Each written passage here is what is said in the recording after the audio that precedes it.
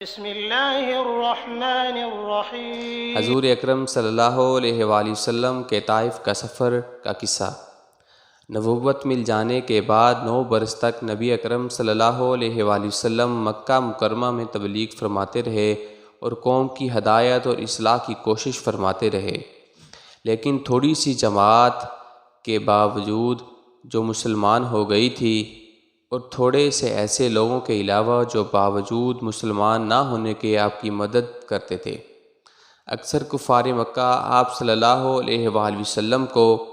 آپ کے صحابہ رضی اللہ تعالیٰ عنہ کی ہر طرح کی تکلیفیں پہنچاتے تھے، مذاق اڑاتے تھے اور جو ہو سکتا تھا اس سے درگزر نہ کرتے تھے۔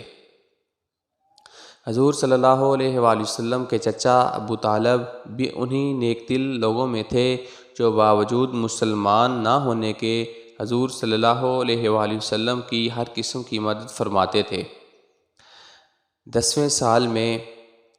جب ابو طالب کا بھی انتقال ہو گیا تو کافروں کو اور بھی ہر طرح کھلے مہار اسلام سے روکنے اور مسلمانوں کو تکلیف پہنچانے کا موقع ملا۔ حضور اقدس صلی اللہ علیہ وآلہ وسلم اس خیال سے طوائف تشریف لے گئے۔ وہاں قبیلہ ثقیف کی بڑی جماعت تھی، اگر وہ قبیلہ مسلمان ہو جائے تو مسلمانوں کو ان کی تکلیفوں سے نجات ملے اور دین کے پھیلنے کی بنیاد پڑ جائے۔ وہاں پہنچ کر قبیلے کے 3 سرداروں سے جو بڑے درجے کے سمجھے جاتے تھے گفتگو فرمائی اور اللہ کے دین کی طرف بلایا، اللہ کے رسول کے یعنی اپنی مدد کی طرف متوجہ کیا، مگر ان لوگوں نے بجائے اس کے کہ دین کی بات کو قبول کرتے یا کم سے کم عرب کی مشہور مہمان نوازی کے لحاظ سے ایک مہمان کی خاطر مدارات کرتے، صاف جواب دے دیا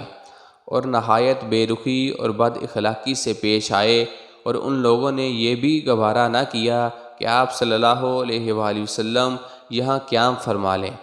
جن لوگوں کو سردار سمجھ کر بات کی تھی وہ شریف ہو گئے اور مہذب گفتگو کریں گے۔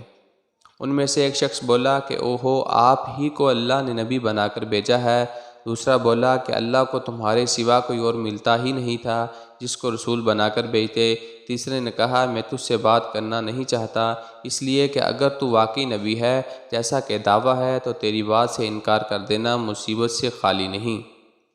اور اگر جھوٹ ہے تو میں ایسے شخص سے بات کرنا نہیں چاہتا۔ اس کے بعد ان لوگوں سے نا امید ہو کر حضور اکرم صلی اللہ علیہ وآلہ وسلم نے ان لوگوں سے بات کرنے کا ارادہ فرمایا کہ آپ صلی اللہ علیہ وآلہ وسلم تو ہمت اور استقلال کے پہاڑ تھے، مگر کسی نے بھی قبول نہ کیا، بلکہ بجائے قبول کرنے کے حضور صلی اللہ علیہ وآلہ وسلم سے کہا کہ ہمارے شہر سے فوراً نکل جاؤ اور جہاں تمہاری چاہت کی جگہ ہو وہاں چلے جاؤ۔ حضور اکرم صلی اللہ علیہ وآلہ وسلم جب ان سے بالکل مایوس ہو کر واپس ہونے لگے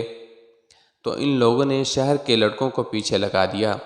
آپ صلی اللہ علیہ وآلہ وسلم کا مذاق اڑائیں، تالیاں پیٹیں، پتھر ماریں، حتیٰ کہ آپ صلی اللہ علیہ وآلہ وسلم کے دونوں جوتے خون کے جاری ہونے سے رنگین ہو گئے۔ حضور اکرم صلی اللہ علیہ وآلہ وسلم اسی حالت میں واپس ہوئے۔ جب راستے میں ان جگہ شریروں سے اطمینان ہوا تو حضور صلی اللہ علیہ وآلہ وسلم نے یہ دعا مانگی، اے اللہ، تجھی سے شکایت کرتا ہوں میں اپنی کمزوری اور بے کسی کی اور لوگوں میں ذلت اور رسوائی کی۔ اے ارحم الراحمین، تو ہی ضعفاء کا رب ہے اور تو ہی میرا پروردگار ہے۔ تو مجھے کسی کے حوالے کرتا ہے، کسی اجنبی بیگانے کے جو مجھے دیکھ کر ترش روح ہوتا ہے اور منہ چڑھاتا ہے، یا کسی دشمن کے جس کو تو نے مجھ پر قابو دے دیا۔ اے اللہ، اگر تو مجھ سے ناراض نہیں ہے تو مجھے کسی کی بھی پرواہ نہیں ہے، تیری حفاظت مجھے کافی ہے۔ میں تیرے چہرے کے اس نور کے طفیل جس سے تمام اندھیریاں روشن ہو گئیں اور جس سے دنیا اور آخرت کے سارے کام درست ہو جاتے ہیں،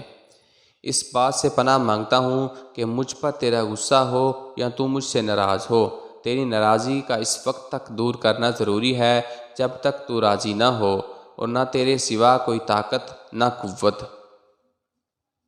مالک الملک کی شان قہاری کو اس پر جوش آنا ہی تھا کہ حضرت جبرائیل علیہ السلام نے آ کر سلام کیا اور عرض کیا کہ اللہ تعالیٰ نے آپ کی قوم کی وہ گفتگو جو آپ سے ہوئی سنی اور ان کی جوابات سنے۔ ایک فرشتے کو جس کے متعلق پہاڑوں کی خدمت ہے آپ کے پاس بھیجا ہے کہ آپ جو چاہیں اس کو حکم دیں۔ اس کے بعد اس فرشتے نے سلام کیا اور عرض کیا کہ جو ارشاد ہو میں اس کی تعمیل کروں، اگر ارشاد ہو تو دونوں جانب کے پہاڑوں کو ملا دوں جس سے یہ سب درمیان میں کچل جائیں، یا اور جو سزا آپ کی تجویز فرمائیں۔ حضور کریم صلی اللہ علیہ وآلہ وسلم کی رحیم و کریم ذات نے جواب دیا کہ میں اللہ سے اس کی امید رکھتا ہوں کہ اگر یہ مسلمان نہیں ہوئے تو ان کی اولاد میں سے ایسے لوگ پیدا ہوں جو اللہ کی پرستش کریں اور اس کی عبادت کریں۔ یہ ہیں اخلاق اس کریم ذات کے جس کے ہم لوگ نام لیوا ہیں کہ ہم ذرا سی تکلیف سے کسی کی معمولی سی گالی دے دینے سے ایسے بھڑک جاتے ہیں کہ پھر عمر بھر اس کا بدلہ نہیں اترتا۔ ظلم پر ظلم اس پر کرتے رہتے ہیں اور دعویٰ کرتے ہیں اپنے محمدی ہونے کا۔ نبی